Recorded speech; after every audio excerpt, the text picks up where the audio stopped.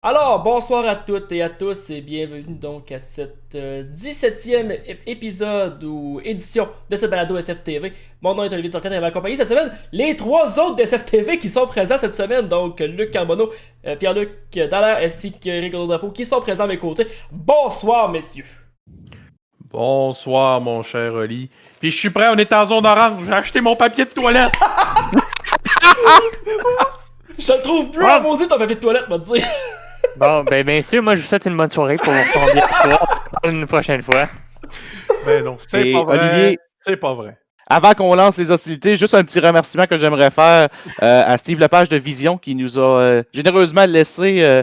On avait un tournoi cette fin de semaine pour la Fondation de Douglas et nous a prêté généreusement l'équipement, les caméras et bon, on avait des écrans verts qu'on a laissés de côté pour l'instant, mais je tenais à remercier quand même sur nos ondes là, pour la petite upgrade de qualité visuelle qu'on a sur nos caméras aujourd'hui. Oui, c'est un upgrade qu'on aime beaucoup, donc on va assumer que c'est une commandite de la part de Vision. Vraiment, si vous appréciez d'ailleurs tout ce qui est tournoi de NHL ou tournoi e-sport, eh bien, c'est disponible sur la chaîne de la LHEQ, Ligue de hockey électronique du Québec. Ceux qui veulent regarder sur Facebook, YouTube ainsi que Twitch, tout est présent de ce côté-là, donc allez faire un tour de ce côté-là, ça vaut la peine. Maintenant, nos sujets d'aujourd'hui, eh bien, on va commencer par NASCAR Formula comme à l'habitude, donc du côté de la course automobile réelle. Ensuite, on voulait faire un setup shop, mais malheureusement, il s'est passé des petits pépins vendredi lors de la diffusion de la série NASCAR Cup Autodrome du Chantier à Vallée-Jonction. Donc, on va reprendre les entrevues qui étaient présentes, supposées être faites de ce côté-là. Et pour terminer... Dis- Oui, oui, Luc? Dis-le, c'est de la faute à Eric. Mets pas ça sur le blâme d'un pépin technique, franchement. C'est un problème technique et je vais backer les gens qui font un excellent travail. Donc, malheureusement, je ne J'rigole. peux pas dire que c'est de la faute à Eric là-dessus. Et Je vais le dire honnêtement, Olivier, là, c'est le genre de problème où est-ce que c'était impossible de le détecter tant et aussi longtemps qu'on me l'a signalé, mais même de mon côté, c'était littéralement impossible de savoir quelle était la cause et la solution aurait été de relancer et fermer le stream, ce qui évidemment n'était pas, je ne veux pas dire impossible à ce moment-là, mais tout de même un peu plus délicat. Donc, on va permettre à notre top 3 de reprendre les entrevues ce soir. Je te taquine, Eric. Et voilà. Et pour terminer, évidemment, nous allons revenir sur les deux séries qu'on a présentées la semaine dernière, soit la série NASCAR Cup, comme je disais, à Vallée-Jonction, la course en tant que telle à Watkins Glen, et GT Championnat Québec, qu'on a eu toute une course également de notre côté, Luc. Et on va aussi parler rapidement de la série eSports de la Formule 1 qui vient de débuter ses opérations pour une autre saison. Donc évidemment, on n'a pas pu suivre la course, les deux épreuves aujourd'hui, il y avait deux épreuves, mais tout de même, on va vous en parler de plus en plus là, tout au long de la saison. Donc, à ne pas manquer d'ici la fin de l'émission, de cette édition de votre balado SFTV. Maintenant, messieurs, commençons avec le NASCAR. S'il vous plaît, s'il vous plaît, s'il vous plaît, est-ce qu'on peut mettre des courses avec banking avec de la pluie plus souvent parce que je vois le voir que c'est le fun. Oui, Alex Labic finit quatrième sur une piste plus que détrempée au Roval. Non, Avec une victoire d'Allmendinger en plus, là. je veux dire, même le fleuve était pas aussi mouillé que ça. Là. On va se le dire, là, même le fleuve est pas aussi mouillé que ça. Ça vous donne une idée à quel point messieurs, c'était pas beau. Là. Ce que je dois saluer, non seulement la performance d'Alex Labbé, mais le fait que la NASCAR Pinties opère et réussit à courser dans des situations similaires, comme on a pu voir à Mosport il y a 2 années, où est-ce que ça avait été une course détrempée. Les fournisseurs de pneumatiques Goodyear pour la série qui font des pneumatiques, littéralement, ils vont tailler les rainures à la main pour faire des pneus de pluie à partir des pneus slick. Donc, littéralement, c'est une expérience que l'abbé a pu acquérir qui a fait la différence ce week-end. Autant que je donne chapeau là, à la performance d'Alex qui vraiment nous a montré de quel bois il chauffe. Hey. Là-dessus, je pense que la série canadienne a un petit clin d'œil à recevoir pour ce beau résultat-là. Moi, le chiffre magique, c'est 2. 2 fois 22. Puis tu remontes jusqu'au deuxième rang avant de l'échapper. Là. On s'entend. Mais tu remontes 2 fois de 22 à quatrième au cours de l'épreuve. Tu as une voiture qui est plus ou moins abîmée lorsque tu refais la deuxième tentative de 22 à quatrième. Je veux dire, à un moment donné, Alex Labbé, je ne sais pas qu'est-ce qu'il va falloir qu'il fasse pour y ouvrir les yeux de certaines personnes. Parce que là, rendu là, oui, c'est vrai, c'était sur la pluie, c'était pas sur le sec, c'était sur circuit routier. Je comprends que le NASCAR roule pas mal sur ovale. Mais à un moment donné, là, le jeune, il est quasiment bientôt dans la trentaine, là, va falloir que quelqu'un lui donne une vraie bonne chance. Sans rien enlever à Mario Roy, là. Ben, Je veux dire, un moment. à un moment donné, NASCAR, le tiers de la saison, ou le quart de la saison va se dérouler sur routier. Peut-être qu'il serait C'est temps ça. justement qu'on aille voir sur des spécialistes de routier qui sont quand même relativement compétents en ovale pour faire un travail. Et je pense qu'Alex Labbé là-dessus est en train de démontrer qu'il a sa place. Et rapidement, Luc, c'est Mario Gosselin et Martin Roy. Mario. T'as mélangé deux C'est- personnes. Là. Ah, je m'excuse d'avoir On mélangé. ne mentionne pas le nom de famille, je Mario m'excuse. Roy sur notre balado, s'il te plaît. Malheureusement le marché du NASCAR, comme le marché de la Formule 1, est un marché qui est ingrat dans le sens où, Oui. malheureusement, on va favoriser les jeunes puisque c'est des investissements pour l'avenir. Vous allez me dire, 30 ans, c'est jeune pour le NASCAR. Pour moi, je suis C'est d'accord. vrai. Mais malheureusement, les grandes écuries, eux, vont voir ça autrement. Ils vont aller chercher des Logano dans le temps quand il avait 19 ans. Keselowski, à 20-21 ans, il venait de faire sa marque en plus en Xfinity, qui était la Nationwide dans le temps. Donc, malheureusement, c'est un peu comme la Formule 1. C'est un sport qui est ingrat. Puis ceux-là qui sont dans la trentaine avancée, mais dans son cas, c'est début trentaine, il va falloir qu'ils redoublent d'ardeur et qu'ils mettent les bouchées triples pour pouvoir se dénicher un volant pour la Coupe, malheureusement. Mais pour la course de Cup, la Coupe NASCAR, là, en tant que telle, est-ce qu'il y a quelqu'un qui va pouvoir me dire c'est quoi que Chase Elliott a mangé? Parce que là, on s'entend, son père n'était pas un spécialiste de circuit routier. Là, il remporte 4 épreuves sur circuit routier consécutifs. Je cherche le bon mot, puis je fais des chichiches quand je cherche le bon mot. Ça vous donne une idée à quel point vous allez chercher profondément. Et sincèrement, Chase Elliott est en train de littéralement m'impressionner. Je le savais, on le sait tous, le talent qu'il a, mais d'être un peu complet comme Jeff Gordon, je pense qu'il est encore un petit peu trop tôt pour le comparer. Mais on s'entend que les deux derniers gars qui ont réussi à remporter au moins 4 courses consécutives, au moins 3 courses, c'était Tony Stewart, puis c'était Jeff Gordon. Puis les deux noms que je viens de vous nommer, c'est tout sauf des deux de pique. Kevin Harvick l'a pas déjà fait une fois, remporté 3 courses consécutives il y a quelques années. Mais semble. L'année qu'il y a eu un scandale là, sur sa voiture là, parce qu'il avait fait des modifications. Sur circuit routier? Sur Oval, oui. Sur Oval, circuit routier. Sur circuit routier, je veux dire, c'est Jeff Gordon et Tony Stewart qui ont encore les deux meilleures fiches là, sur circuit routier. Donc, que Chase Elliott arrive à ce niveau-là, aussi jeune que ça, moi, sérieux, il m'impressionne littéralement. Puis c'est pas par des petites marges, là. On le voit souvent avec 3, 4, 5, 6, puis même 10 secondes d'avance sur le deuxième jusqu'à un certain point. Donc, à partir de ce moment-là, je pense qu'Hendrick Motorsports a véritablement, on le savait, puis là, ça se confirme. On le voit de plus en plus. Le Chase Elliott est vraiment le pilote numéro 1 chez Hendricks. Puis encore une fois, Martin Truex a très bien fait aussi au niveau de chez Toyota, avec une bonne performance également. Moi, personnellement, je suis très content de le fait que NASCAR s'en va avec 6 circuits routiers l'an prochain. Ça va rajouter du piment. Puis on l'a vu aussi, c'est capable de brasser. Puis s'il peut pleuvoir à Road America, oh là là, qu'on va avoir du plaisir. C'est pas dans le Canadian Corner que j'aimerais pas voir les voitures, justement. Là. C'est pas lui le gros virage super rapide. Là. Non, ça c'est le King Canada Corner. Voilà. Ah, ok.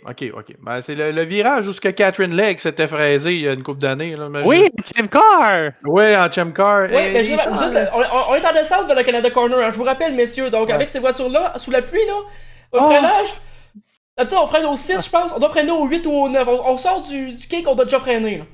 Là. Aïe, il faudrait pas qu'une de ces voitures-là se ramasse dans le muret à ce place-là parce que, Ben, c'est ça. Mais honnêtement, on a une belle fin de semaine en NASCAR. C'est juste dommage qu'on n'a pas vu les voitures camionnettes là, rouler sur le revers. D'ailleurs, je pense que ça aurait été la bonne opportunité, surtout en cette année exceptionnelle, de faire rouler les camionnettes à Charlotte. Mais bon, qui suis-je pour juger?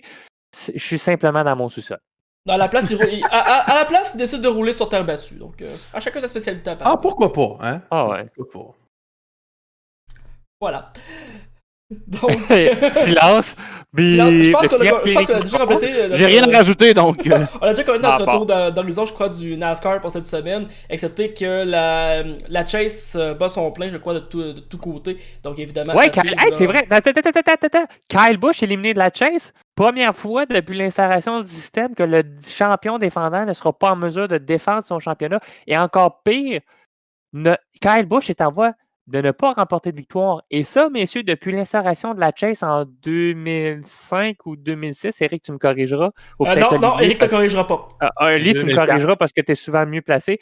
Mais sincèrement, Non, c'est Pierre-Luc qui a raison, 2004. Donc, continue. 2004, bon. Merci.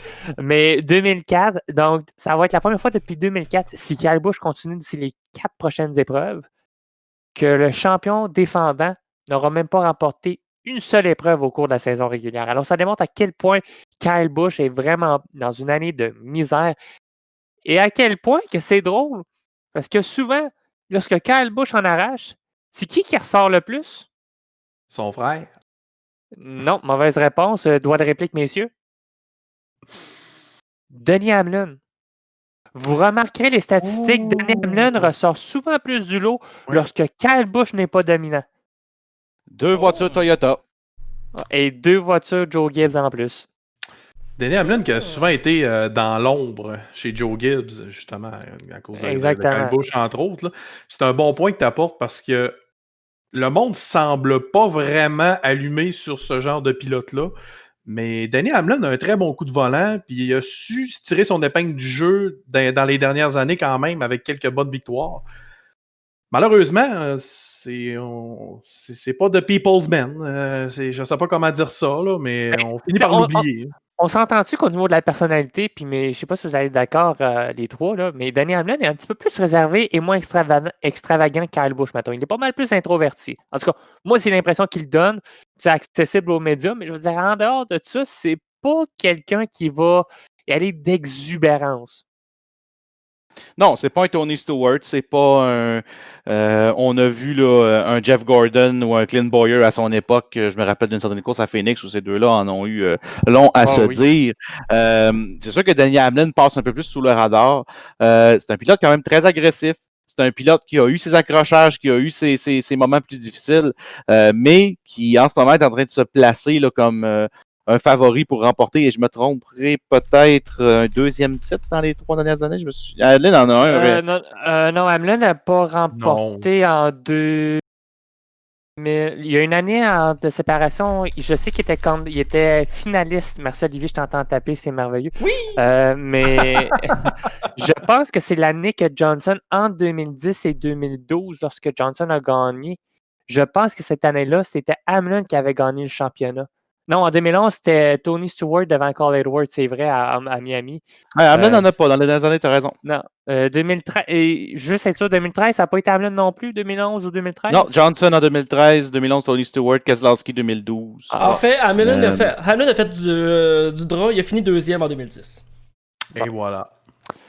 Mais effectivement, Hamlin, donc honnêtement, j'ai comme l'impression qu'Hamlin pourrait bien tirer son épingle de jeu, même si on s'entend que Kevin Harvick est toujours dans le décor, mais ça, c'est un autre débat. Tout un pilote, ce Kevin Harvick. On parle de vieux, ça en est un. En effet. C'est un vieux de la vieille, mais le vieux routier, il y en a encore dedans. Ouais. On dirait qu'il a été... comment je pourrais dire ça? On dirait que le fantôme de Dale Earnhardt Senior, il a déteint dessus, genre. Tu sais, c'est comme la suite. La suite de Dale Earnhardt, tu sais. Il va peut-être rouler jusqu'à 50 ans, mais en tout cas, j'y souhaite pas la même fin, mettons. Ça arrive semi-régulièrement, qu'un pilote qui est encore dans la mi-quarantaine, début cinquantaine, donc... On salue Morgan Shepherd, d'ailleurs. À 80 quelques années, là, encore, on court régulièrement à Xfinity. Chapeau. Bon. Je pense qu'on a fait le tour de NASCAR quand on est rendu à parler d'un pilote de 80 ans. Bon, ok. En effet, prochain sujet, donc Formule 1. On va commencer avec... donc c'est le Grand Prix de l'Eiffel, qui ne peut pas s'appeler le Grand Prix d'Allemagne pour des raisons du fait que ça appartient à Hockenheim. Donc voilà. Et la Fédération sportive allemande aussi de course automobile. Voilà. Mais... Première chose à savoir, ok, devinez qui a gagné? Lewis Hamilton. Devinez qui a égalisé le record de Michael Schumacher? Valtteri Bottas! Ah, ok. Non, Valtteri Bottas, présentement, ça vole pas fort son affaire. Ok.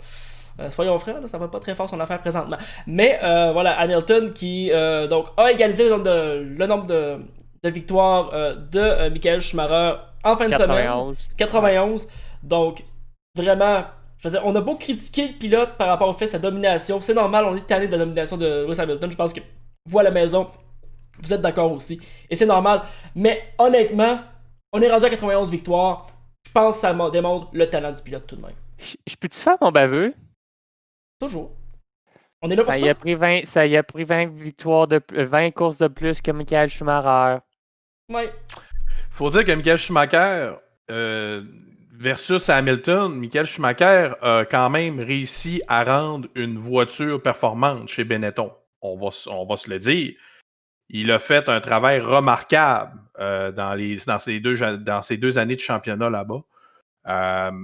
Ce qui explique les deux championnats de plus. Le fait qu'il y en a 7 aujourd'hui. Puis, écoute, on peut parler de Ferrari aussi. Là, je veux dire, oui, il y a toute une équipe derrière, mais Ferrari, c'est une boîte à beurre qu'il y avait là, quand il est arrivé là-bas. Puis, ça, de fil en aiguille, ça s'est transformé en une très bonne voiture. Puis, ça a donné la domination que vous avez eue dans les années 2000, là, 2000 à 2004. Quoique 2003 puis 2005, c'était, même si 2005 c'est Alonso, mais ça a été quand même 2 années de championnat relativement relevés là, en 2003 par 2005. 2001 aussi était quand même pas si pire à ce niveau-là. Mais 2002 et 2004, oubliez le projet, c'est devenu Ferrari de A à... Je dirais à Z, mais je vais aller à Omega, on va rentrer dans les lettres grecques rendues là, c'est une domination plus que totale. Là. Parlez-en à Rubens Barrichello. Let Michael pass for the championship. La troisième course à saison. Prenez une canne de pot maçon, mettez le bouchon dessus, mettez-le dans le faux micro-ondes pendant 7 minutes et voilà, c'est canné. C'était ça 2002 puis 2004, littéralement. Et voilà. Par contre, j'aime ce que tu parlais de Schumacher en 94-95. Moi, honnêtement, ça m'a plus fait penser à Vettel chez Red Bull avant 2013. Où justement, le pilote a réussi à profiter des circonstances, 94 surtout, là, profiter des circonstances qui se passaient alentour pour aller chercher le championnat. Il n'a pas nécessairement dominé, sauf 2013 évidemment, sous le Vettel, mais on était capable de profiter des circonstances qui ont été à notre avantage pour aller chercher et grinder et aller chercher le championnat. Vas-y, Dallaire, désolé, voyons. Oui, puis non. Parce que Vettel, il aurait pu dominer certains championnats. Puis malheureusement, son côté agressif au volant a manqué de lui coûter un championnat, ça sûr et certain. 2012. Oui, c'est ça, je pense que c'est 2012. 2012, c'est Alonso qui courait après Weber au lieu de courir après Vettel. Si c'était pas de ça chez Ferrari, je pense que Vettel n'avait pas de championnat. Et 2012, on s'entend que c'était un championnat avec, on va dire, 7 contenders aussi, là. Ouais, exactement. Oui, exact. Là. Donc, oui, la comparaison est bonne, mais disons à 80%. Là. Mais oui, effectivement, Vettel, quand même, il a su profiter des chances qu'il avait devant lui, puis il y avait des bons développeurs derrière pour ce qui est de la voiture. Oui, aussi, le pilote a fait la différence parce qu'il était clairement meilleur que Weber. Mais bon, il y a eu ces petites lacunes, puis on le voit maintenant, là, plus il avance en âge. Il est le contraire d'un bon vin. d'un bon vin quand il prend de l'âge. Normalement, c'est meilleur. Vettel, il en arrache un peu. Non, je pense que c'est plus une bière de microbrasserie là, qui fait du Lali dans le fond. Là.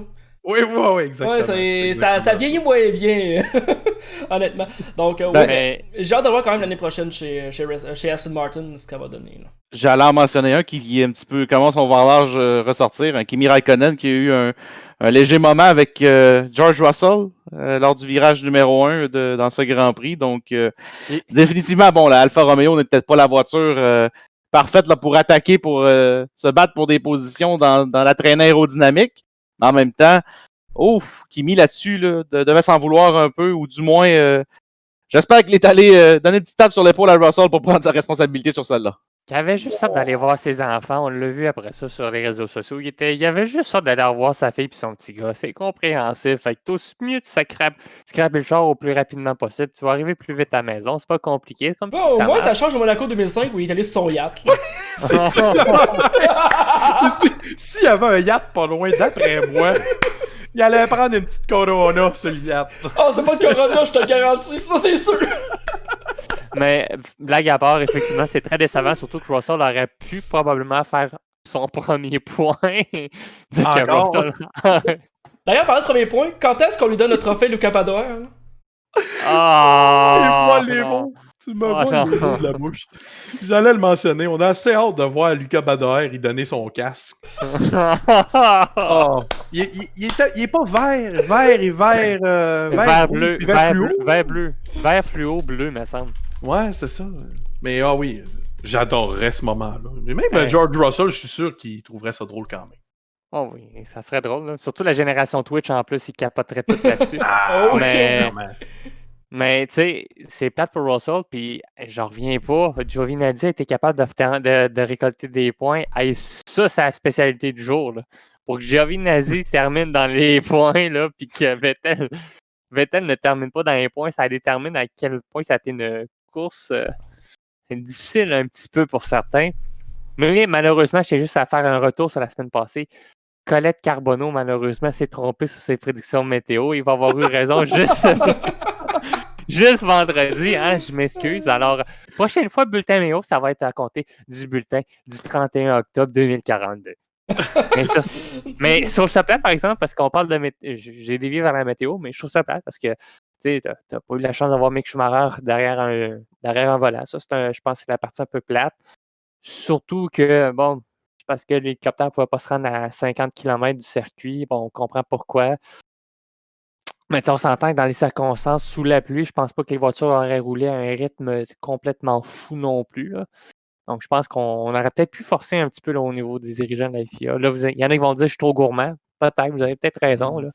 Mais je pense que c'est un petit peu dommage de ne pas avoir au moins eu une petite 30 minutes de séance d'essai. Ils ont trouvé une solution pour les fois d'après. Donc, amener amener le pilote vers un endroit où l'hélicoptère pouvait aller et finalement faire le reste en hélicoptère. Donc, s'il avait allumé plus rapidement, qui est le vendredi, genre à 1h30, il avait compris qu'il pouvait faire ça, bien probablement qu'on aurait une deuxième séance pareil. Je dis ça comme ça. Mais malheureusement, c'est pas arrivé. Donc, on parle des mêmes personnes qui étaient plus concentrées à laisser Kvyat et Gasly regarder le bloc de béton puis les clôtures à Sochi. Fait que, c'est normal. Ah ouais, il y a ça. D'ailleurs, juste pour vous mentionner, messieurs, donc je vais vous remontrer, je l'ai montré il y a quelques instants, mais voilà le casque de Lucas Badoer. Donc, c'est ça qu'on risque de donner justement. Je peux-tu voir? Je le vois pas, moi. Ben, ça se pourrait de le voir sur non, dans le retour d'image qu'on a là, tout le monde sur Discord. Donc, je te confirme que non, mon cher. Ah, donc il y a une erreur sûrement parce que ça serait supposé être là. Mais, messieurs, je vais amener un autre point aussi, puisque, bon, bien évidemment, c'était un retour pour la Formule 1 du côté de Nürburgring sur le Grand Prix d'Eiffel. Mais si on parle de pratique et de vouloir justement limiter les opportunités, ben, où est-ce qu'on s'en va la semaine prochaine? On s'en va du côté du Grand Prix où on va maintenant passer toutes les épreuves d'ici la fin de la saison. Le Grand Prix de Portimao. Et c'est un nouveau tracé pour la Formule 1. On n'y a jamais été. Il n'y a même pas un segment du tracé qu'on connaît comme on aura du côté de Bahreïn. Donc, c'est la troisième épreuve cette saison là, qui est une toute nouveauté, outre le Mugello. Bon, Imola, il y a déjà du data qui existe, mais c'est sûr que c'est un peu plus vieux jeu. Ça fait un moment. Mais en même temps, pour Portimao, c'est une toute nouvelle opportunité de voir qu'est-ce que ces voitures-là peuvent offrir sur un tracé très récent qui, à mes yeux, a une belle configuration et qui peut offrir un bon spectacle. Restera à voir comment les équipes vont s'y être préparées, sachant qu'ils ont eu quelques mois même pour préparer leur voiture pour ce tracé. Oui, tu mentionnais des tracés justement qui étaient que les gens avaient moins de données, mais Nürburgring on a plus de données qu'Imola parce que justement Imola n'a pas la dernière chicane. Depuis la dernière fois que la Formule 1 est allée là, on l'a enlevé. Donc, rendu là, ça, il faut le reconsidérer. Également, ça va être intéressant parce que Portimao, c'est aussi un circuit, un Tilkering qu'on aime bien les appeler. Donc, un circuit qui a été dessiné, encore une fois, par Hermann Tilke. Donc, beaucoup de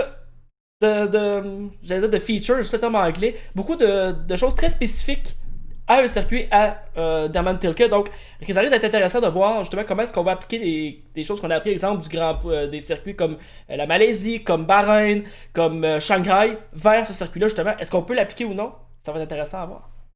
Ben, je regarde la configuration du tracé. Le 1, 2 et 3, c'est un switchback combo qui ressemble à la fin du Grand Prix de Turquie.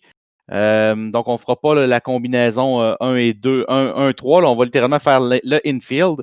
Donc, ça va être très intéressant au départ. Beaucoup de possibilités de dépassement à cet endroit. Des batailles côte à côte.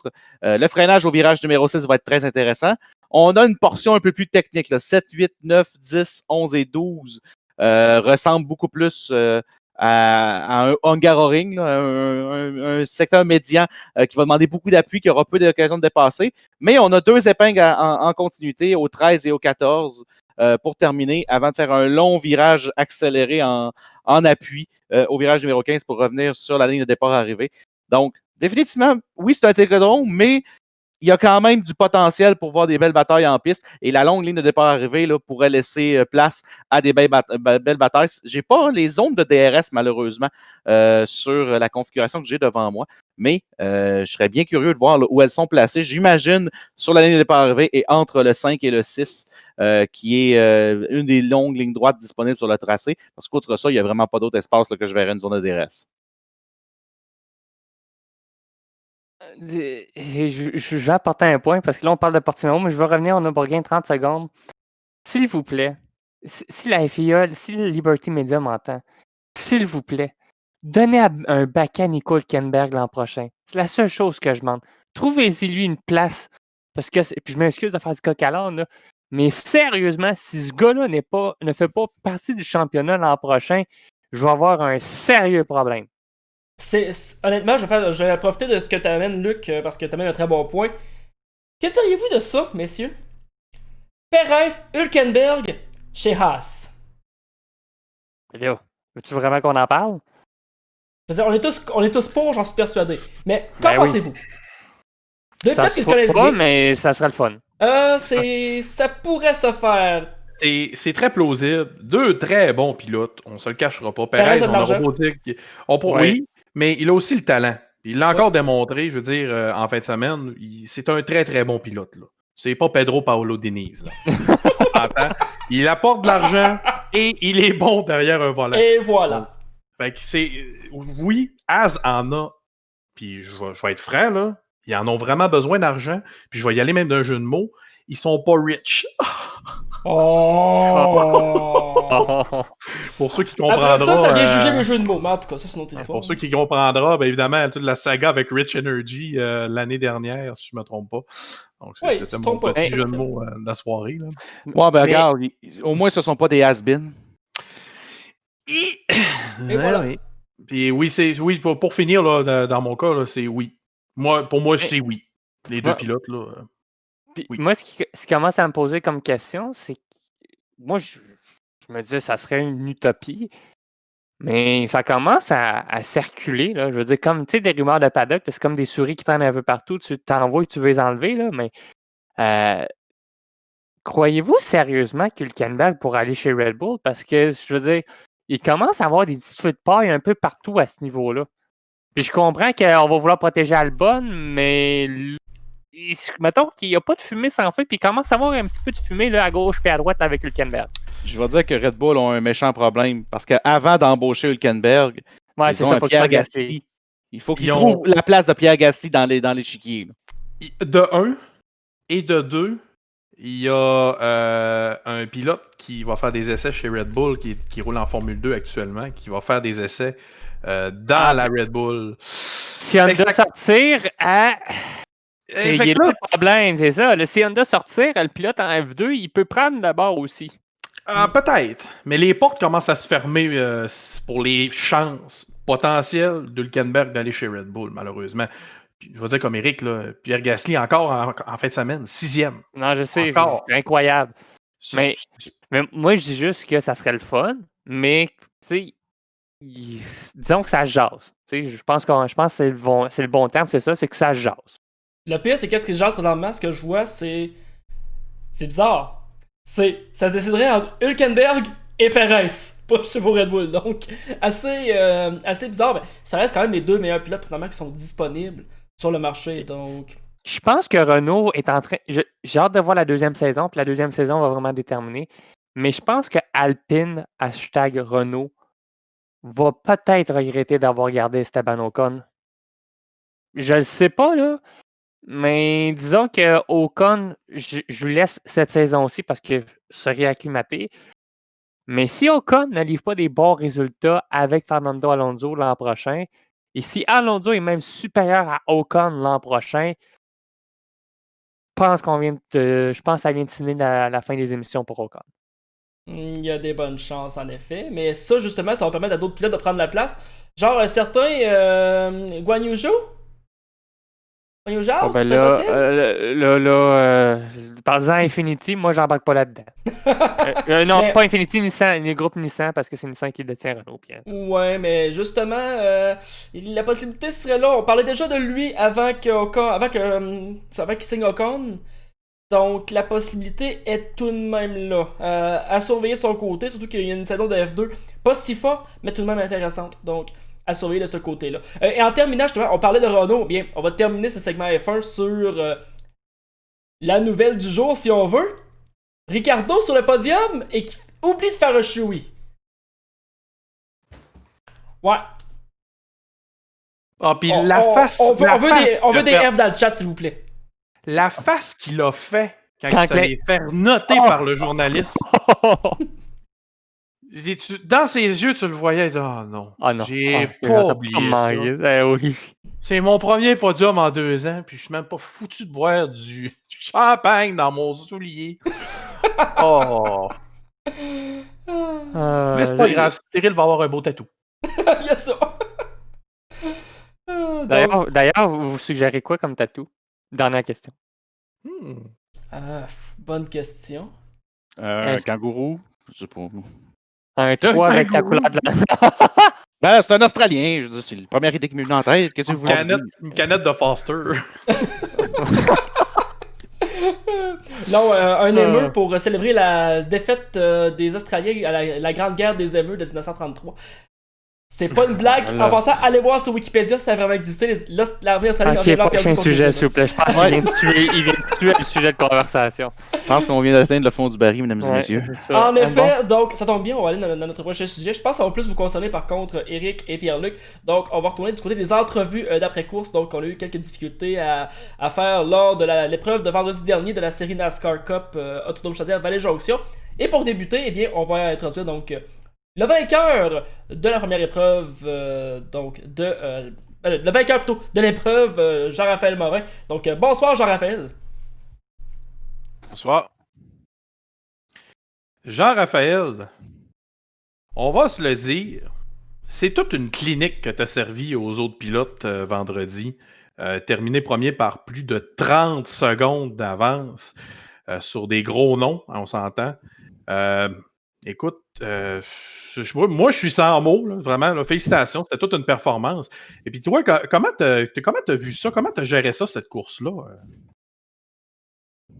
Ben, c'est parti sur une stratégie à 2 arrêts. Fait que de là, dès le départ, je me suis donné un petit gap.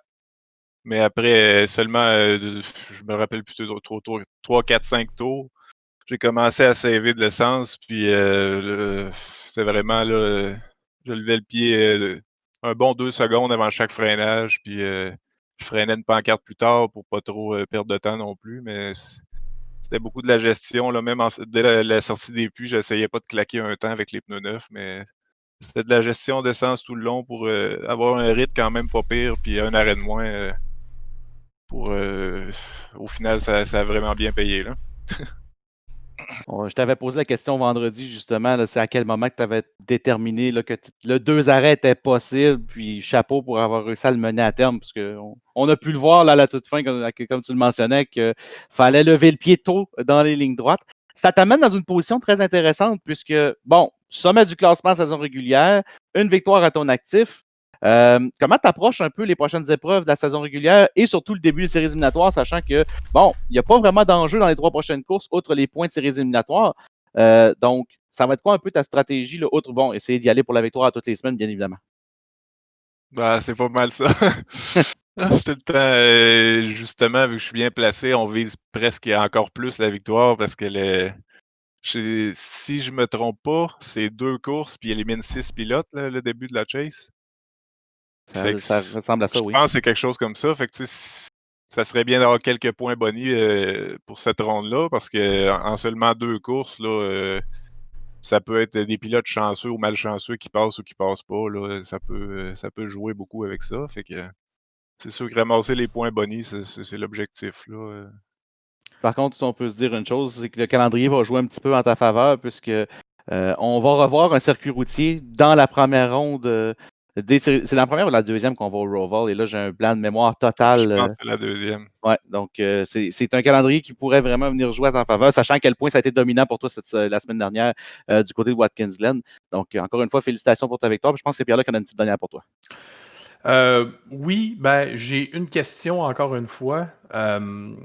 Je regarde là, actuellement au classement, tu as 25 points d'avance sur le deuxième. Ta chase est presque assurée. Tu vas en fait assurer ta présence en chase à la prochaine course si tu accumules un bon résultat. Comment tu vois la fin de la saison avant la chase de ton côté? Bon, c'est un peu comme je disais, là, je vais tout le temps essayer de ramasser victoire ou les points bonus, mais dans un autre sens, c'est sûr que si j'ai de la malchance, ça va être moins frustrant, Ouais. si on veut. Ouais. Donc, ben, pour terminer, écoute, je vais te laisser la parole pour remercier tes chaleureux commanditaires et les personnes que tu veux remercier. Yes, ben, je vais remercier KTM Construction, Autodrome Chaudière, LM Productions, vous SFTV, c'est pas mal ça, là. Faites du très bon travail en passant. Merci beaucoup. C'est vraiment apprécié de l'entendre, mais oui, on fait du beau travail, mais quand on a un spectacle comme on a eu vendredi, c'est facile pour nous de pouvoir donner un si beau spectacle parce que, veux pas, à la base, c'est les pilotes qui donnent le spectacle. Puis, encore une fois, vous avez fait du beau travail, puis on n'est vraiment pas déçus, puis on est presque assuré que ça va être comme ça jusqu'à la fin de la saison. Continuez comme ça. Ouais, c'est quand même bien, pas trop de jaune. Puis Watkins Ouais. Glen, je tiens à dire que c'est bien qu'il n'y ait pas eu le fameux crash en ODS là, dès le départ. Si vous avez fait des courses officielles un peu, vous connaissez que ça passe pas souvent là. Ah, Ah, je vais te dire, je me rappelle, même plus tôt que ça, on avait fait une course dans le Racing Challenge et on a vu qu'est-ce qui est arrivé. Donc, Ah ouais. on le sait, qu'est-ce qui est potentiel de ce fameux virage 3 à Watkins Glen, hein? Ah, Le self-crash. Félicitations pour ta victoire, Jean-Raphaël. Puis, bref, c'est ça, c'est plus mes collègues, donc Pierre-Luc Dallaire et Eric, là, qui vont pouvoir t'interviewer dans les prochaines semaines là, si tu reviens sur le podium. C'est beau, merci. Bonne soirée. Bonne soirée. Donc, on va aller rapidement du côté de la deuxième position. Donc, Michael Lortie, bonsoir. Bien le bonsoir. Michael, dans ton cas, très bonne course. Pour la première fois de la saison, je crois, c'est toi qui ramène la voiture numéro 360 sur le podium. Et je vais avoir tes impressions, évidemment, là, sur la course. Effectivement, je suis vraiment content d'avoir fini sur le podium avec la 360. Là-dessus, il faut que je remercie Fred d'avoir réussi à le faire aussi de son côté, puis d'avoir pris ma relève pendant que le travail m'en a empêché malheureusement. Mais ça, c'est pas mal pour ça. La course de Watkins Glen, j'étais assez content de comment ça s'est passé, disons. C'est une course que j'appréhendais pas mal, assez bien. Je connais la piste à la perfection. C'est une de mes préférées dans le routier. Fait que je m'attendais aussi à avoir une performance assez potable, puis heureusement, c'est comme ça que ça s'est passé. Ben, c'est une excellente nouvelle, sachant que l'occasion était parfaite. C'était le Monsieur Lortie Design 126, une entreprise que tu chapeautes, bien évidemment. C'est une entreprise que j'ai appris à connaître dans les dernières semaines. Es-tu capable de me parler un peu justement de qu'est-ce que ça représente, puis d'où c'est parti un petit peu ce projet-là? Effectivement, c'est pas pour rien que j'avais choisi la piste de Watkins Glen aussi pour mettre mon nom dessus, sachant que j'allais pouvoir donner quand même une performance potable si la course allait bien. Monsieur Lortie Design, dans le fond, j'ai commencé à faire des petites peintures ici et là sur iRacing pour l'équipe du Lavoie Motorsport. Puis de temps en temps, en force d'en faire, je me suis amélioré, j'ai commencé à aimer ça. Puis j'en ai fait de plus en plus et plus en plus encore là. Puis aujourd'hui, j'en ai fait on va dire une petite compagnie, on peut dire ça de même. Mais vraiment, comme on peut nommer ça, c'est une compagnie de graphistes virtuels de voitures iRacing. Puis, c'est vraiment juste ça que je fais, des peintures pour rendre les voitures iRacing un petit peu plus belles au goût de tout le monde et avec les commandites demandées aussi. Je pense que ta dernière œuvre, c'était la livrée d'Alex Labbé. Je pense que c'est la dernière que j'ai vue, du moins récemment, là. Effectivement, la toute nouvelle Can-Am qui a fait son apparition à Talladega il y a 2 semaines, une semaine, si je me souviens bien. Puis ben, je me suis dit qu'elle méritait, le peuple québécois est fan d'Alex Labbé, dont moi j'en fais partie, méritait de pouvoir rouler ses couleurs de Can-Am. Sinon, avant de terminer, bien sûr, je vais te laisser la parole pour remercier tes commanditaires et les personnes que tu veux remercier. J'aimerais remercier toute l'équipe du Lavoie Motorsport et LM Productions, dans le fond, qui nous permet à toutes les saisons de faire des séries toujours amusantes de saison en saison. J'aimerais remercier 360 Nitro aussi pour la voiture, pour tout ce qu'ils nous offrent et tous les commandites aussi de Lavoie Motorsport LM Productions. Grâce à eux autres, on n'aurait pas une série comme qu'on est capable d'avoir. J'aimerais remercier aussi les moraux qui nous aident à toutes les semaines à performer aussi fort que ça. Puis c'est pas mal ça, toute l'équipe du Lavoie Motorsport, puis à Fred la douceur aussi d'avoir réussi à performer avec la voiture 360 Nitro pendant les 3 semaines que j'étais parti. Ben, écoute, on a vraiment hâte de voir ce que ça va donner dans les prochaines semaines, sachant que la voiture est compétitive. Maintenant qu'on a vu autant la douceur que toi sur le podium, j'ai vraiment hâte de voir ce que ça va donner. C'est pas fini pour toi la chase? 65 points d'écart, là, on est loin, là, mais Il reste 4 courses, il en reste 4. Il faudrait vraiment que je performe, comme je me dis, des top 5 et des gros points au chase à toutes les courses. Il y a des possibilités, mais encore là, il faut vraiment que j'espère avoir des grosses performances puis d'être chanceux parce qu'un accident, ça arrive si vite. Hein? Mais c'est pas mort la chase. écoute, je te le souhaite quand même. Puis je te souhaite une bonne fin de soirée. Puis merci d'être revenu à l'antenne de SFTV pour refaire l'entrevue finalement, là. Ben, ça fait plaisir. Merci beaucoup à vous autres, la gang de SFTV. Vraiment content d'être là ce soir. Je vous écoute à toutes les semaines. Donc, un gros merci à vous autres de nous offrir les streams à tous les vendredis, des balados, du fun à écouter, ça c'est sûr. On l'apprécie Merci. beaucoup. Donc, bonne soirée, Michael. Félicitations Merci, pour bonne ta soirée à deuxième tous position. aussi. Et voilà. Et pour terminer, donc, celui qui a terminé en troisième position dans la marche du podium, Alex Guillon. Bonsoir, Alex. Bonsoir SFTV. Alex, écoute, moi je me rappelle la semaine dernière, vendredi, on a passé à ça de te perdre, là. On se le cachera pas, là. Ça passait proche. Là, je te voyais au troisième rang, je dis bon, hey, enfin, rédemption pour Alex Guillon. Et là, je vois la voiture qui se met à danser. Oh, ça passait proche. Écoute, t'as beau te dire que ça fait 4 courses que tu finis pas ou à peu près, t'as beau te dire qu'une troisième place c'est parfait, mais quand tu commences à 7 secondes en arrière de l'ortie et que tu finis, t'es à 2 dixièmes de l'ortie, on va dire que la réflexion et la jugeote prend le bord et d'un seul coup, tu te mets à pousser plus que de raison et j'ai failli m'auto-condamner à une autre misère, mais ça a été un bon wake-up call, on va dire, ça pouvait pas être plus proche que ça. Tu l'as mentionné, là, ça a été un début de saison extrêmement difficile, des incidents à gauche, à droite. Alors, le mot que tu cherches, c'est atroce. Mais la bonne nouvelle, c'est que ça vient de te remettre là, sur le bon pas à l'avant. Un petit peu comme Michael, ça va être difficile d'espérer d'aller chercher la chase, mais à mes yeux, c'est encore possible, sachant qu'il y a encore des courses au tableau, il y a encore des bons résultats disponibles. Ça serait quoi, selon toi, là, entre Kansas, Iowa et Talladega, ta meilleure chance? Talladega, je ne peux pas miser dessus parce que, comme vous le savez, c'est comme jeter une pièce en l'air puis flipper. Là. Tu peux faire un top 5 facilement ou terminer ta course au premier virage. Donc, Talladega, je vais la mettre de côté. Les deux autres, par contre, c'est des courses où il y a un petit peu de gestion de course qui peut être faite, de la conduite prudente et préventive. Ça, c'est le plan. On verra en vrai, mais je te dirais que les deux prochaines courses vont être pas mal parlantes pour moi et ça va être une course à la fois, un résultat à la fois. L'objectif, ça va être de finir dans les 16 premiers à chaque fois pour me donner une chance de rejoindre ce fameux top 16 et on verra. Je vais le mentionner parce que c'est quand même possible, là. Je viens de voir le classement, tu es à 15 points de la chase. Effectivement. Donc, on est quand même pas mal plus proche que Michael Lortie, là, dans ton cas. Je suis passé de la 37e place au général à la 10e. Oui, c'est tout un bon. Ça aura pris 2 courses correctes pour une chance d'apprécier ma saison, enfin. Oui, puis ben, écoute, on te le souhaite là. Au vu de ce qu'on a vu en fait vendredi, on sait que tu es un excellent pilote, puis j'ai pas de misère à croire que tu pourrais te rendre dans le top 16 sans trop de problèmes. Avant de terminer, je vais te laisser la parole pour remercier tes commanditaires. Un gros merci à mon team, La Voix Motorsport, pour les séances de pratique et l'esprit d'équipe qui nous permettent de devenir toujours meilleurs à chaque course.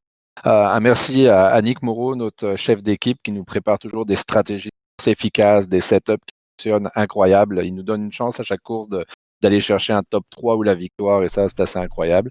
Puis je vais remercier mon commanditaire, Clinique Le Garage, qui a fait preuve d'une patience et d'un humour incroyable en ce début de saison. Ben, écoute, on te remercie d'être venu à l'antenne des SFTV pour une deuxième fois. On souhaitait vraiment avoir tes commentaires. Là, Merci de me recevoir. Puis en espérant, on espère, moi et Eric, te revoir là, d'ici la fin de la saison sur notre panel des entrevues d'après-course. On va travailler là-dessus. Merci, bonne soirée. Merci SFTV, bonne soirée, bye bye. Une bonne soirée. Donc, messieurs, c'est le bon moment de pouvoir faire la transition justement sur notre résumé de course que l'on fait d'habitude à chaque mercredi. Donc, je vous laisse commencer le tout. Vers quoi vous voulez débuter? Ben, je vais le dire rapidement. Je pense que vous savez c'est qui le top 3 de la course du vendredi dernier. Non! Donc, ben, ça a été une très belle épreuve. Le format là, de 50 tours avec un segment au 18e où il n'y a pas eu de neutralisation a vraiment laissé place à une épreuve, je vais le dire, une épreuve d'attrition. Il fallait garder la voiture en piste. On prévoyait du côté des gens de LM Production une stratégie en 3 arrêts avec 15 tours d'essence au réservoir. Et Jean-Raphaël Morin nous a prouvé que c'était possible d'en faire juste 2 et a coiffé le tableau par plus de 30 secondes. Donc, une superbe performance de sa part.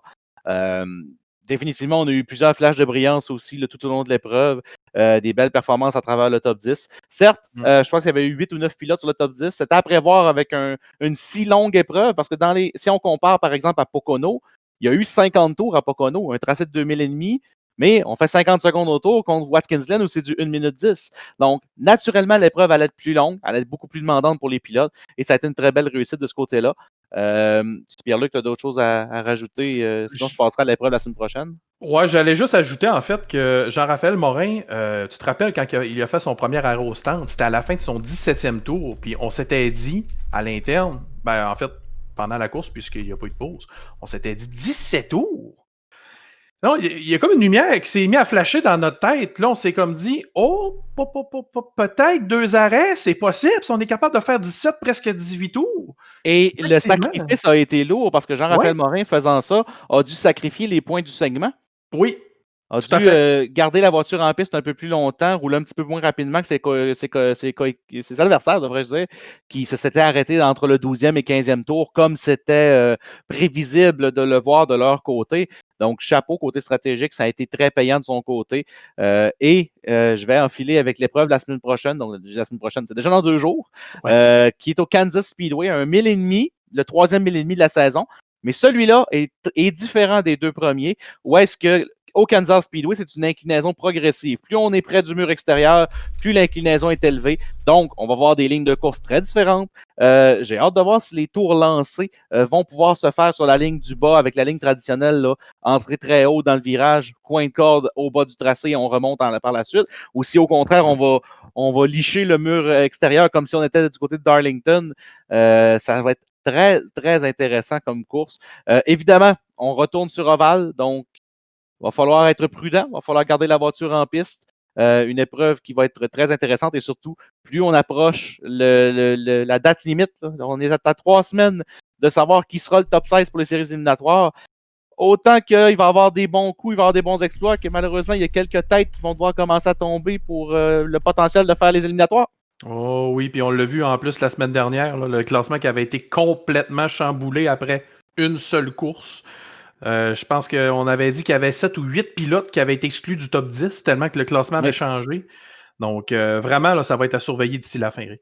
Ça avait beaucoup bougé, effectivement. Là. Il y avait plusieurs pilotes. Bien évidemment, les contre-performances Apocono, de Benoît et la douceur avaient profité de nombreux pilotes dans le top 10 pour aller chercher des positions.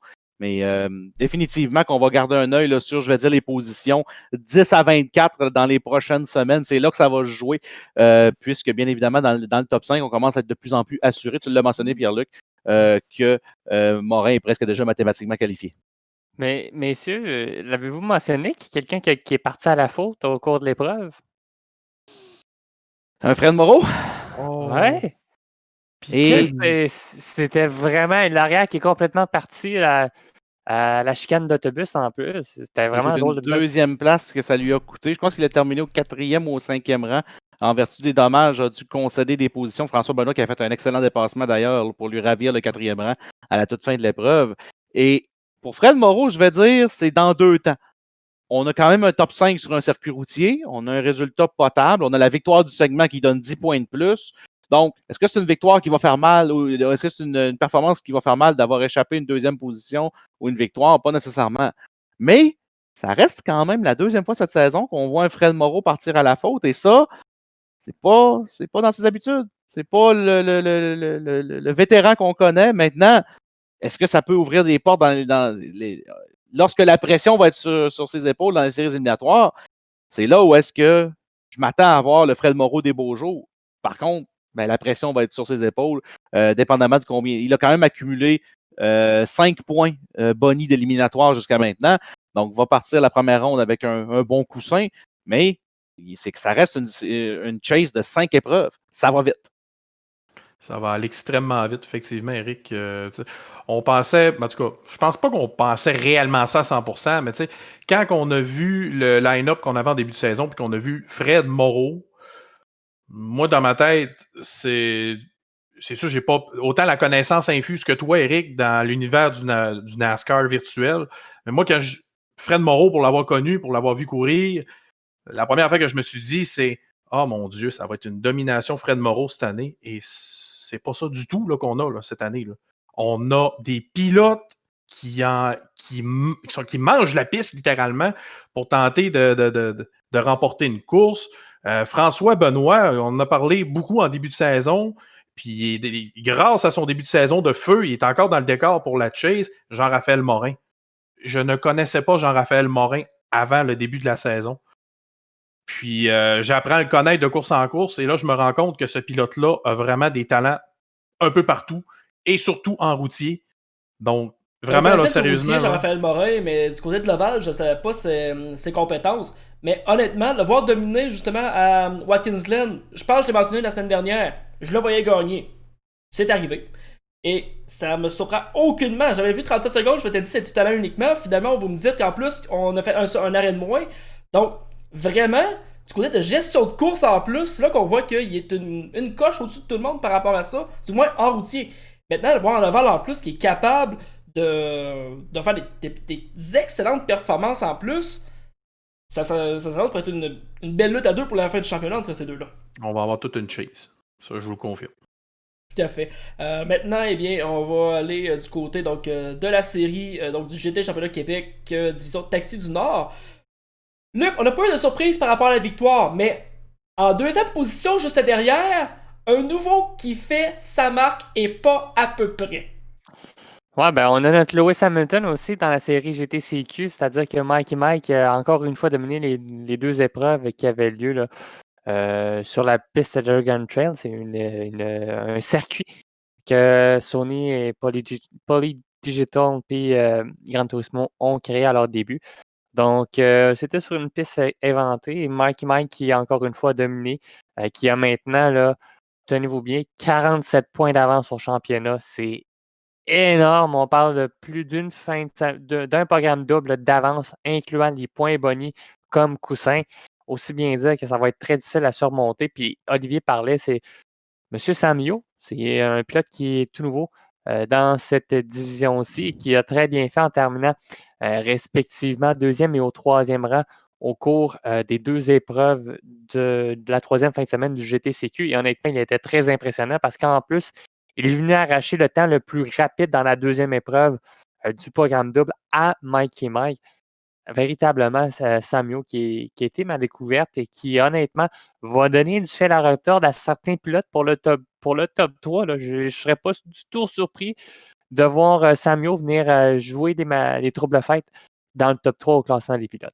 Ben, juste voir du côté de Yann Tisto qui n'était pas présent cette fin de semaine. On a fait appel à des remplaçants de la deuxième division là, pour venir remplir un peu l'espace. Ce qui était une bonne idée, ça a permis justement de découvrir un peu le talent qu'on avait plus bas et voir s'ils avaient un potentiel d'aller en division 1. Et je dirais que honnêtement, j'ai pas été déçu de leur performance. Donc vraiment, un bon travail de leur côté. Également, je parlais de Yann Tisto, mais Samio, il s'embarque oui, dans une lutte avec Yann Tisto, avec Dave, qui reste des performances très constantes depuis le début de la saison.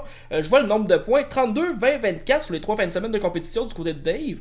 22, 32 du côté de John. 18 par contre, c'était un peu plus difficile lors de la dernière fin de semaine. Ouais, ça a été difficile pour John, on va se le dire. C'est ça, mais malgré tout, de son côté, ces trois-là, en plus avec Samio qui rejoint, qui a l'air d'être capable d'aller attaquer Yann Tisto à certains endroits. Oh là là, que ça c'est une très belle addition à cette série. Et ça augure très bien pour la prochaine ronde de cette saison. Je vous le dis. Je pense que ce qui va être à surveiller, c'est pas vraiment la lutte au premier rang, ça va être la lutte pour la deuxième et la troisième position, parce qu'en ce moment, John et Yann Tisto qui sont à égalité avec 72 points. Samio a déjà 35 points dans le collimateur, donc il est seulement 40 points d'écart de vraiment du Big Four, mais du bottom Big Four, là, si on veut faire des comparaisons ainsi. Alors, véritablement, là, Samio, on lui a laissé une course, une fin de semaine, un vendredi.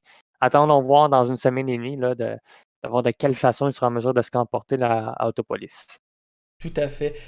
Donc, Autopolis, qui est un circuit, pour ceux qui connaissent plus ou moins, c'est un circuit, un vrai circuit au Japon, qui a tenté d'accueillir la Formule 1 un certain temps et qui, malheureusement, on s'est rendu compte, vous êtes trop dans le milieu de nulle part, même comparé à Manicourt, donc dégagez. Vous n'avez pas l'affaire là.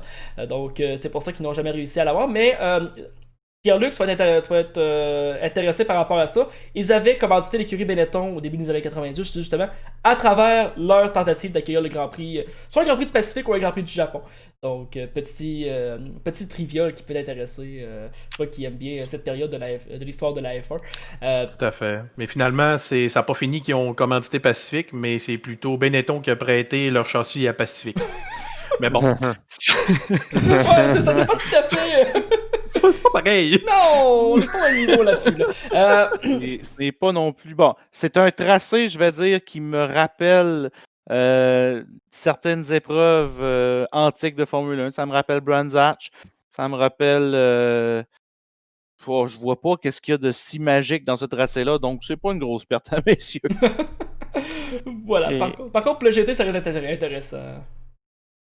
Ça risque d'être intéressant, puis on parle toujours de GT. Je pense qu'on a un prochain rendez-vous aussi un vendredi prochain qui va être très palpitant et long. Soyons honnêtes, là, c'est un test d'endurance pour l'équipe de diffusion et également pour les pilotes dans le EGT Challenge là, au Québec. Oui, EGT Challenge, donc avant d'aller du côté de la Formule 1 eSports, on va aller du côté donc, du EGT4 Challenge, donc qui se déroule ce vendredi à compter toujours de 18h35, heure de début de la course, 20h35, excusez-moi, 20h20 pour ce qui est donc, du début de notre reportage, en direct de Barcelone. Donc, un circuit. Du côté GT, je sais pas si ça va donner. Je sais qu'en F1, on s'entend que c'est un circuit qui est tellement couru qu'à un moment donné, on connaît toutes les petites failles, les petites affaires du circuit. Donc, c'est sûr que c'est moins intéressant. Par contre, j'avais pu voir quelques pratiques de leur côté et ça avait l'air d'avoir donné quelque chose d'assez intéressant. Donc, vraiment à surveiller. Et c'est une course de 2 heures. Donc, une course qui compte double au nombre des points. Donc, au lieu de 25, c'est 50 points que le vainqueur va remporter. Donc, encore plus important de garder la voiture sur la piste. Et c'est là qu'on va voir que les pilotes qui souvent arrivaient vers la fin de l'épreuve gagnaient un momentum, mais n'étaient pas capables d'aller chercher la totale, si on veut. On en voyait beaucoup ça, au sein des épreuves sprint du GT4. Là, maintenant, on va voir pour vrai, justement, jusqu'où ils peuvent aller. Je disais 2 heures, c'est 1h30 pour l'épreuve. C'est Non, c'est 45. 120 minutes. 120 minutes. Ah oui, 120 minutes, pardon, parce que c'est vrai, on va pas on va au triple, à peu près. C'est vrai. Donc voilà, 120 minutes de ce côté-là. J'avais le double en tête, donc mon erreur. Mais pour revenir à ce que je voulais dire, on en voyait beaucoup que c'était. On voyait qu'il arrivait à la limite, il aurait pas donné plus Oui, vers la fin. effectivement. Je pense qu'on va voir vraiment ces pilotes remonter. La crème va remonter au-dessus. Et ça risque d'être drôlement intéressant pour ces pilotes-là qui vont pouvoir aller chercher beaucoup plus de points en plus.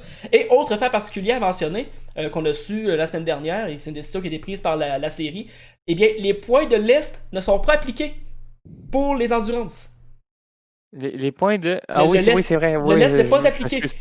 Donc, ça veut dire qu'un pilote, exemple, comme Jonathan Boivin, qui a gagné la dernière épreuve, n'est pas affecté par ça. Et je comprends très bien la situation. Imaginez, vous battez pour un championnat, vous vous dites, bon, ben, je finis 4e à la place, je vais faire du race engineering. Pourquoi? Parce que moi, je veux pas avoir 50 kg de plus pendant l'épreuve. L'épreuve endurance, elle vaut le double. C'est quoi l'intérêt? Donc, non, rendu là, la série a bien fait, selon moi, justement, d'éliminer ça au moins pour cette épreuve-là. Et ces points de l'Est, ces kilogrammes de l'Est-là seront appliqués pour l'épreuve d'ensuite qui se déroule dans 2 semaines. Et on a su aujourd'hui également qu'il y a 3 pilotes qui ont obtenu des promotions. Sans surprise, Francis Bellan, qui dominait littéralement la classe amateur, passe en classe argent.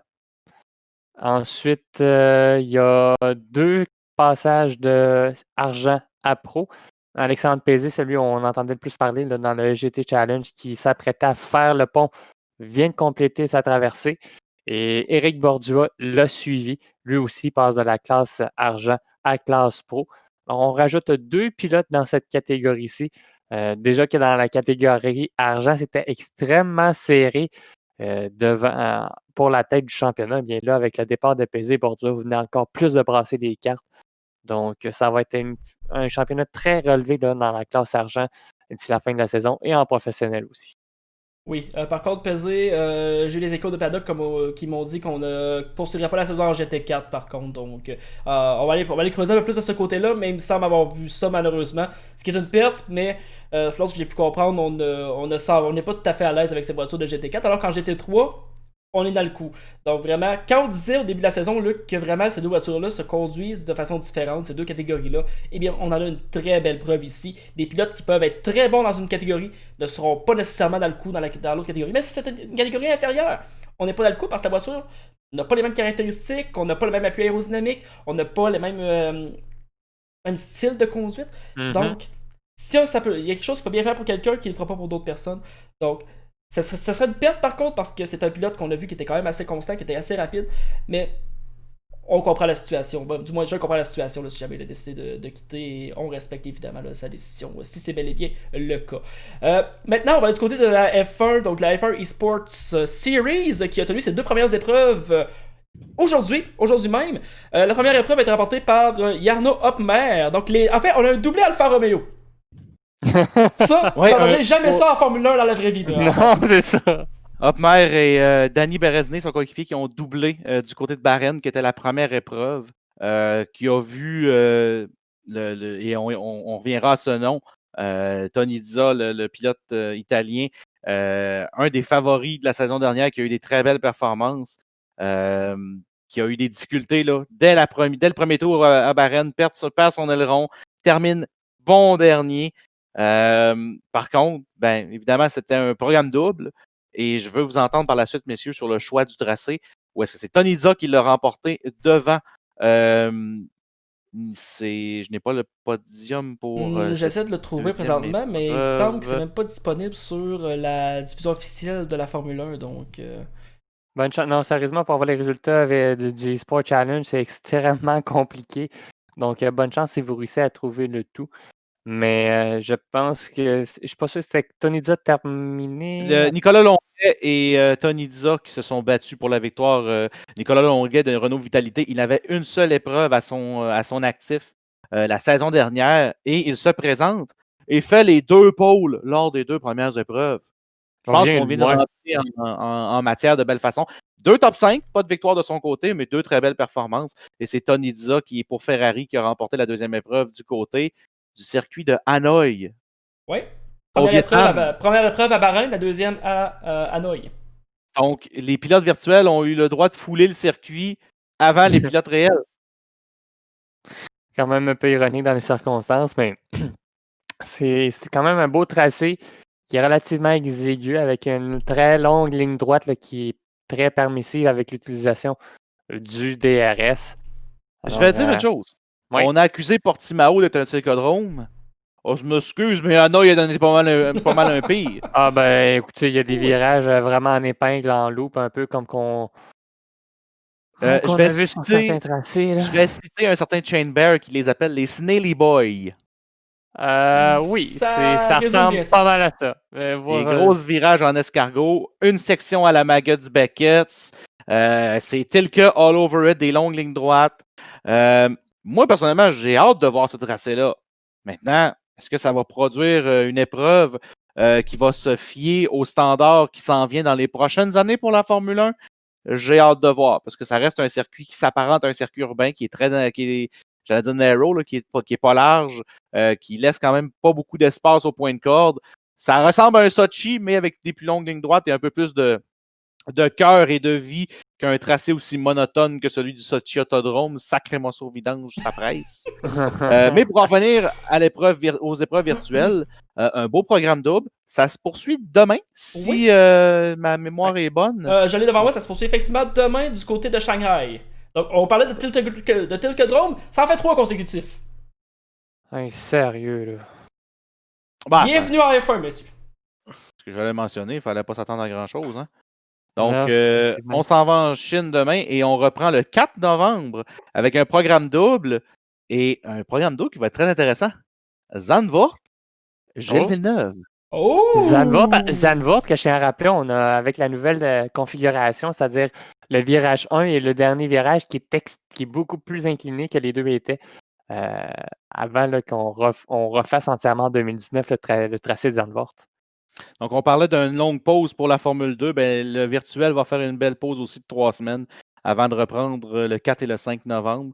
Ils vont en Autriche le lendemain. Donc, ils vont en Autriche. Virtuellement, ils vont au Red Bull Ring. Ensuite, programme double Silverstone Spa, Monza par la suite. Et là, on prend quasiment une pause d'1 mois pour terminer la saison avec un programme double le 16 décembre.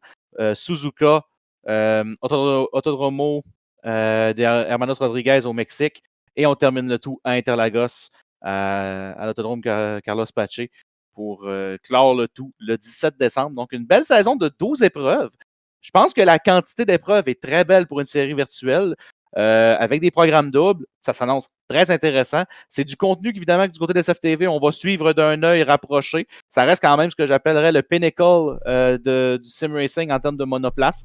Malheureusement, depuis qu'iRacing a passé le championnat du monde de circuit routier sur le GT, ben, il n'y a plus vraiment de compétition du plus haut niveau pour la monoplace. C'est donc sur F1 2020 que ça s'est rabattu pour ce championnat du monde qui est aux couleurs de la Formule 1 avec les véritables équipes qui ont leur parallèle virtuel. On s'entend que c'est le Renault Vitality qui est, oui, commandité par l'écurie Renault, mais ça reste une entité indépendante de l'équipe de Formule 1, mais qui porte quand même les mêmes couleurs. McLaren Shadow en est un exemple. Ce sont des équipes de e-sports qui sont reliées aux équipes de Formule 1 réelles. Donc, ça s'annonce extrêmement intéressant. Et c'est des courses de 35%. Donc, entre 25 et 35%. Donc, on a quand même étiré la longueur par rapport aux années précédentes avec une qualification complète en 3 étapes. Là, on se souviendra lorsqu'on a diffusé le Grand Prix virtuel de Montréal, c'était un one-shot qualifying. On n'avait pas de Q1, Q2, Q3. On passait directement en qualif. Merci, bonsoir. Là, il y a du knockout qualifying. Donc, plus de contenu, plus de diffusion. Je pense que la F1 a une très belle série sous leur main. Tout à fait. Donc, merci beaucoup pour ce beau résumé, Eric, de comment va se dérouler la saison. D'ailleurs, comme on le mentionne, eh bien, la semaine prochaine, vous aurez les détails donc, de la 3e épreuve qui va se dérouler du côté de Shanghai. Donc, évidemment, restez à l'affût du côté de la Balado SFTV pour la 18e... le 18e épisode, voilà. Donc, c'est ainsi que... J'étais pas sûr si c'était du 16e ou du 17e, on est le 16e ce soir. Donc, le 17e, pardon, ce soir, donc voilà. Hey, t'as de la misère avec tes chiffres, toi, J'ai de la misère avec mes chiffres depuis une semaine, je l'assume. Donc, voilà. Merci beaucoup, messieurs. Merci beaucoup à la maison également d'avoir été présents. Et évidemment, on se retrouve donc la semaine prochaine pour une autre édition de la Balado SFTV. D'ici là, portez-vous bien et à la prochaine, tout le monde. Salut! Ciao, ciao!